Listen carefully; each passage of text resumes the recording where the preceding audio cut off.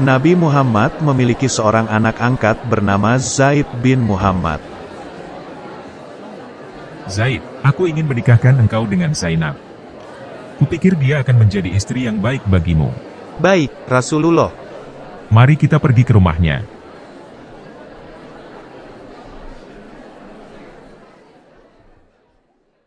Zainab, aku ingin engkau menikah dengan Zaid.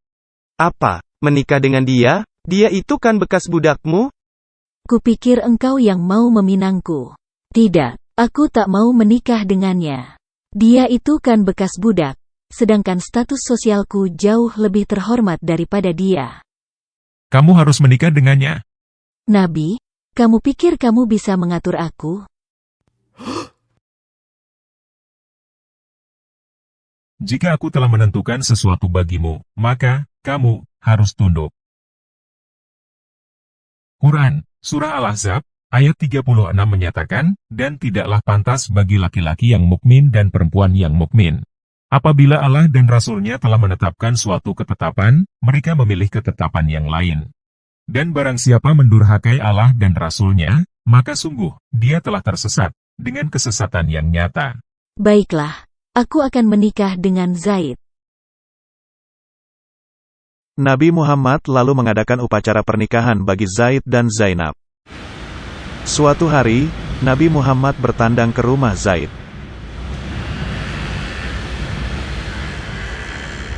Zaid, di manakah engkau? Tapi Zaid sedang tidak ada di rumah.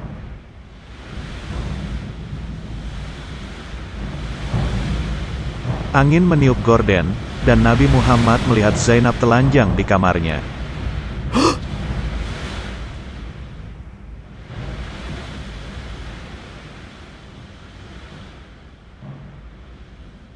Masya Allah.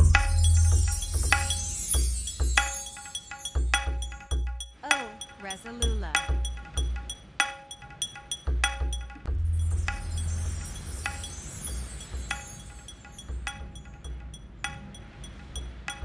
Zainab segera mengenakan bajunya, lalu keluar untuk menemui Nabi. Masuklah wahai Nabi Allah, karena engkau adalah seperti ayahku dan ibuku bagiku. Terpujilah dia yang mengubah hati orang.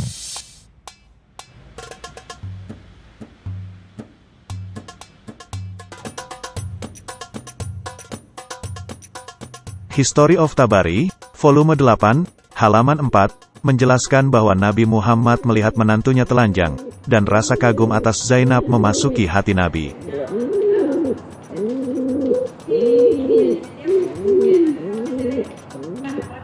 Tafsir Al-Jalalani, Quran, Surah Al-Ahzab, ayat 36 menjelaskan bahwa setelah melihat menantunya telanjang, sang Nabi jatuh cinta kepadanya.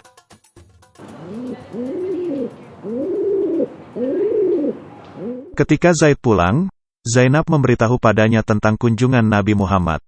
Ayahmu tadi datang ke sini saat engkau sedang keluar. Beliau ketemu aku. Oh, lalu, apa yang terjadi? Ya, tidak terjadi apa-apa. Setelah tahu engkau tak ada di rumah, beliau lalu pergi. Begitu ya? Oh, sebelum pergi, beliau berkata, terpujilah dia yang mengubah hati orang. Apa maksudnya itu? Wah, enggak tahu ya. Setelah hidup bersama Nabi Muhammad sejak kecil, Zaid tentunya tahu betul tabiat dan kepribadian ayahnya.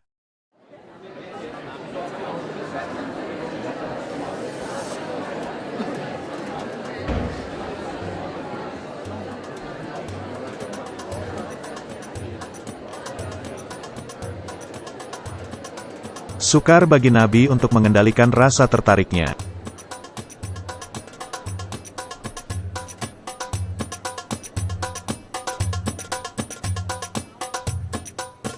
Ketika Zaid mengetahui apa yang sedang terjadi, dia merasa tidak suka terhadap perasaan yang terbersit di dalam hati Nabi Muhammad. Lihat tuh mereka, aku tahu ada sesuatu di antara mereka berdua. Ya, tampaknya memang begitu. Jatuh cinta salah kaprah ini sih. Keadaan semakin memburuk bagi Zaid, ketika Allah menghukumnya setiap kali dia menghampiri istrinya. Aduh, sakit. Alat kelaminku membengkak sakit sekali.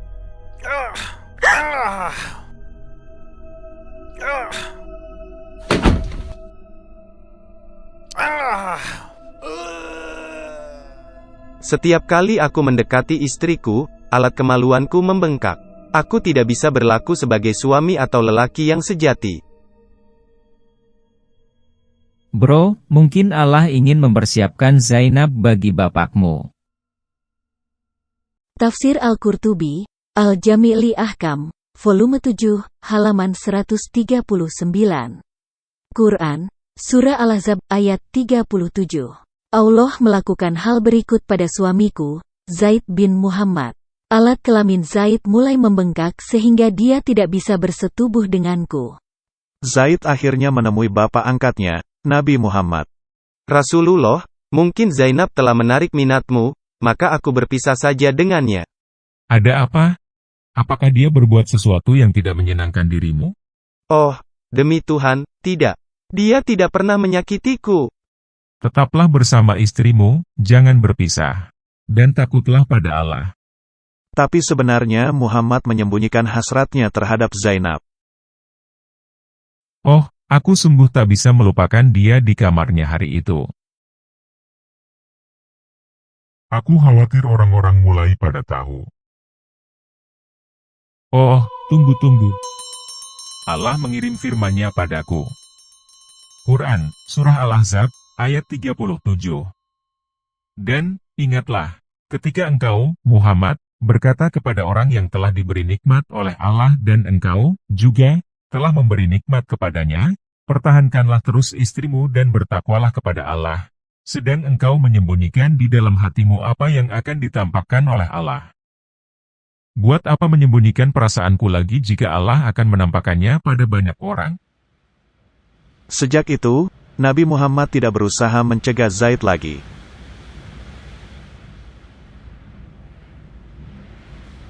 Aku akan menceraikan Zainab agar engkau bisa menikahinya.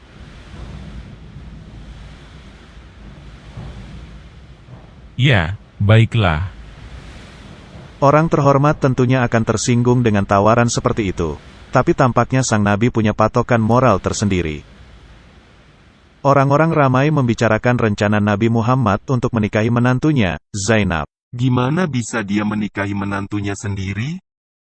Di Quran, Surah Al-Ahzab, ayat 36, Allah memaksa Zainab untuk menikah dengan Zaid. Tapi hanya satu ayat kemudian, Allah menikahkan Muhammad dengan Zainab. Tuhan kok repot ngurusin nafsu birahi Nabi? Sampai-sampai rumah tangga Zaid jadi berantakan? Allah mengizinkan aku menikahi Zainab, karena Zaid bukan anak kandungku. Kami nikahkan engkau dengan dia, Zainab, agar tidak ada keberatan bagi orang mukmin untuk menikahi istri-istri anak-anak angkat mereka, apabila anak-anak angkat itu telah menyelesaikan keperluannya terhadap istrinya. Dan ketetapan Allah itu pasti terjadi.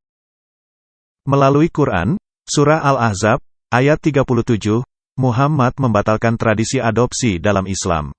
Kita tidak boleh mengadopsi anak lagi? Loh, mengapa begitu? Ini untuk menjelaskan bahwa Zaid bukanlah anak kandung Nabi, sehingga Nabi sah untuk menikahi Zainab. Wah, itu sih, alasannya malah lebih menjijikan dibandingkan perbuatan aibnya. Masakan mertua laki berahi terhadap menantu wanita, itu kan menghancurkan pernikahan anak laki sendiri. Itu kan hak istimewa bagi Nabi saja, bukan untukmu. Tafsir Al-Qurtubi, Quran, Surah Al-Ahzab, ayat 50. Jika Nabi Muhammad melihat seorang wanita yang telah menikah dan tertarik padanya, maka suaminya harus menceraikan dan menyerahkan dia kepada sang Nabi, agar Nabi bisa menyetubuhinya. Itu hak istimewa bagi Nabi dari Allah.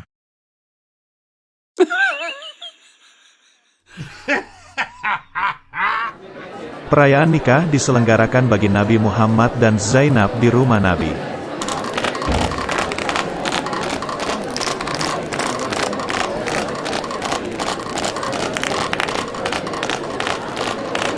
Semua bahagia kecuali Zaid. Aku kehilangan istri tercintaku. Terlebih lagi, aku bukan anak angkat Nabi lagi. Dahulu, orang memanggilku sebagai Zaid bin Muhammad, tapi sekarang mereka memanggilku Zaid bin Harithah. Gimana aku bisa bergembira dengan keadaan seperti ini? Sampai menjelang tengah malam, para tamu masih belum juga meninggalkan rumah Nabi Muhammad. Nabi meninggalkan ruangan sebagai isyarat bahwa sudah waktunya para tamu pulang. Sebagian besar para tamu mulai mengerti sikap Nabi dan mereka lalu meninggalkan rumah Nabi. Tapi masih ada 3 orang yang tetap tinggal di tempat. Mereka masih saja ada di situ. Kapan mereka mau pergi? Apakah mereka tidak tahu bahwa kita ingin berduaan saja? Nabi menunjukkan sikap jengkel. Lihat tuh, dia tampaknya ingin kita segera pergi. Kenapa gak ngomong langsung? Mungkin dia butuh bantuan Allah untuk mengusir tamu-tamunya.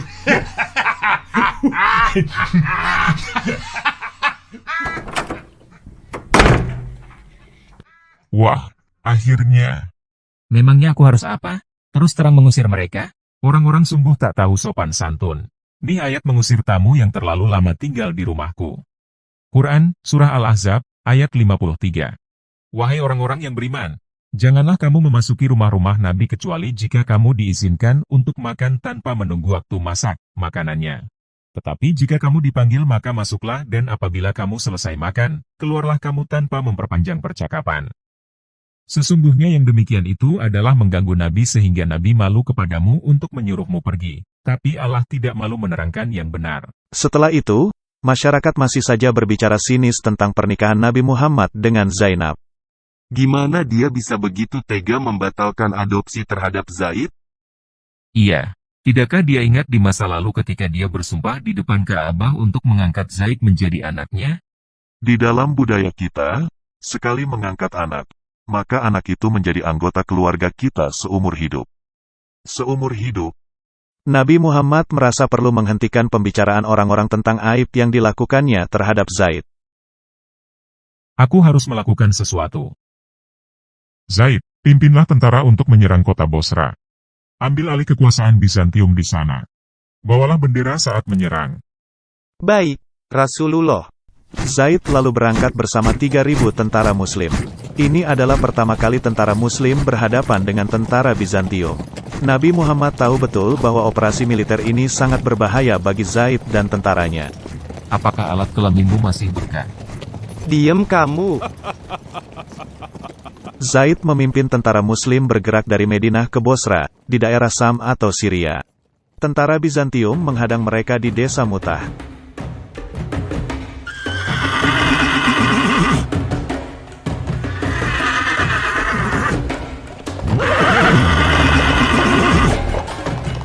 Wah, kita dihadang, harus balik, tentara mundur.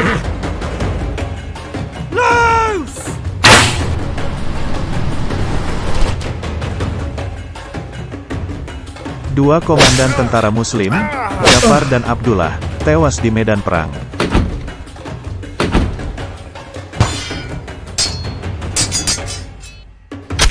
Dahulu, atas perintah Nabi Muhammad, Zaid sering menyerang para pedagang Quraisy yang merupakan sasaran empuk. Sekarang dia berhadapan dengan pasukan tentara yang sangat tangguh.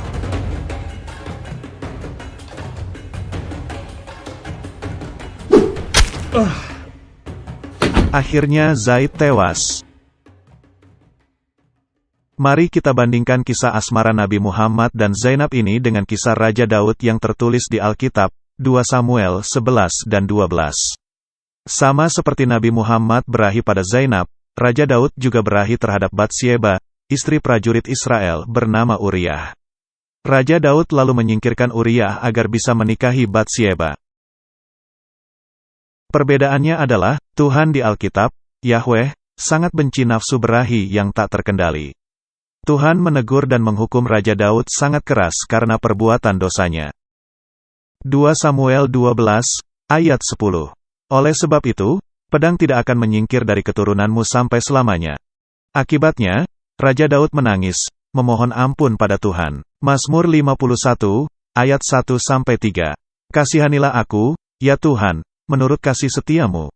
Yahweh mengutuk nafsu berahi terhadap istri orang lain. Matius 5, ayat 27 dan 28. Keluaran 20, ayat 17. Jangan menginginkan istri orang lain. Di lain pihak, Tuhan di Quran, Allah Subhanahu wa Ta'ala tidak pernah menghukum Nabi Muhammad seberapapun besar dosanya. Malah bekerja sama dengan sang Nabi untuk mewujudkan nafsu jahatnya, melalui berbagai ayat Quran yang membenarkan penghancuran rumah tangga putra dan menantu sendiri. Quran, Surah Al-Ahzab, ayat 37 dan 38. Al-Sirah Al-Halabiyah, volume 3, halaman 377. Jika Nabi Muhammad berahi terhadap istri orang lain, maka wajib bagi orang itu untuk menceraikan istrinya, agar bisa dimiliki Nabi. Tabari, volume 9, halaman 134. Nabi Muhammad mengambil Zainab dan Allah tidak melihat kesalahan apapun pada hubungan ini dan memerintahkan pernikahan bagi keduanya. Allah malah mengaku mewujudkan nafsu zinah di hati para lelaki. Sahih Muslim, buku 033, nomor 6422. Allah menetapkan bagian dari perzinahan yang akan dilakukan oleh seorang pria. Tidak akan ada jalan keluar darinya. Yang juga sangat fatal, Allah SWT dan Nabi Muhammad membatalkan tradisi adopsi seakan mengadopsi anak yatim piatu adalah perbuatan yang jahat. Allah bahkan menghukum Zaid dengan membuat alat kelaminnya membengkak sehingga tak bisa menghampiri Zainab. Ingatkan kalian dengan film Guna-Guna Istri Muda di tahun 70-an. Di film itu, si istri muda menggunakan jasa dukun jahat untuk membuat alat kelamin suaminya membengkak sebesar bola sepak. Di kisah Zaid ini, justru Allah lah yang bekerja sebagai dukun jahat yang mengguna-guna Zaid sehingga alat kelaminnya membengkak. Kalau punya Allah seperti itu, tidak perlu lagi pergi ke dukun, iya enggak. Sebagian muslim berdalih bahwa anak angkat bukanlah anak kandung sehingga Nabi Muhammad boleh menikahi istri anak angkatnya.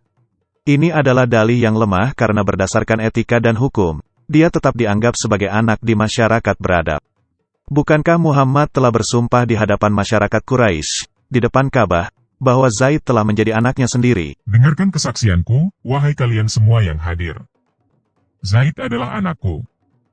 Aku akan menjadi pewarisnya dan dia akan menjadi milikku. Nabi Muhammad mengaku sebagai suri tauladan yang baik bagi muslim di Quran. Surah Al-Ahzab, ayat 21. Sungguh, telah ada pada diri Rasulullah itu suri teladan yang baik bagimu. Apakah ada muslim waras yang ingin mengikuti teladan Nabi menikahi istri putranya sendiri?